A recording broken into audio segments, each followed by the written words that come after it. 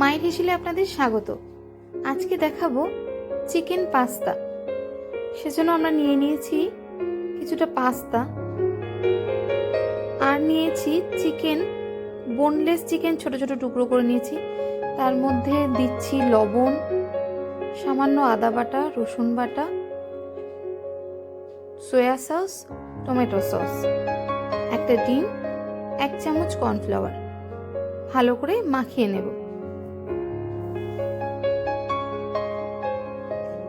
তারপরে কড়াইতে অল্প সাদা তেল দিয়ে চিকেনের টুকরোগুলো ভেজে নেব।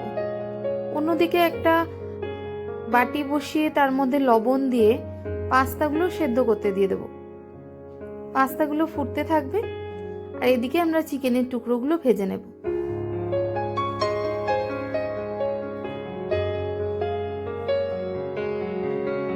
চিকেন ভাজা হয়ে গেছে, পাস্তাও সেদ্ধ হয়ে গেছে। ওটা আমি জল ঝরাতে দিয়ে দেবো ঝুড়ির মধ্যে।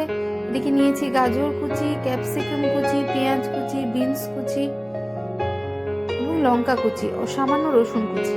কড়াইতে সাদা তেল নিয়ে তার মধ্যে দিলাম প্রথমে রসুন কুচি, তারপরে দিচ্ছি লঙ্কা কুচি, তারপরে গাজর কুচি। এবার খানিকটা নেড়ে নেব। এর মধ্যে দিচ্ছি লবণ দিয়ে ভালো করে নেড়ে নিয়ে দেব পেঁয়াজ কুচি।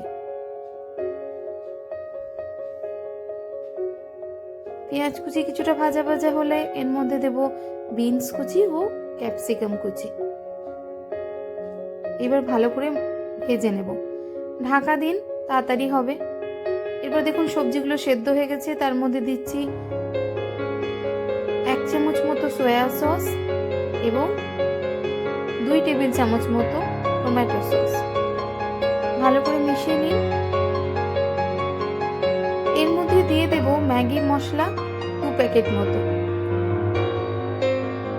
এরপরে চিকেনগুলো দিয়ে নেড়ে নেব।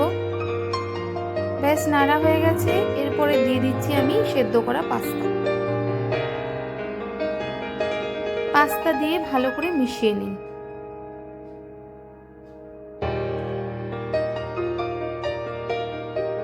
দেখুন পাস্তা রেডি হয়ে গেছে। পরিবেশন করুন।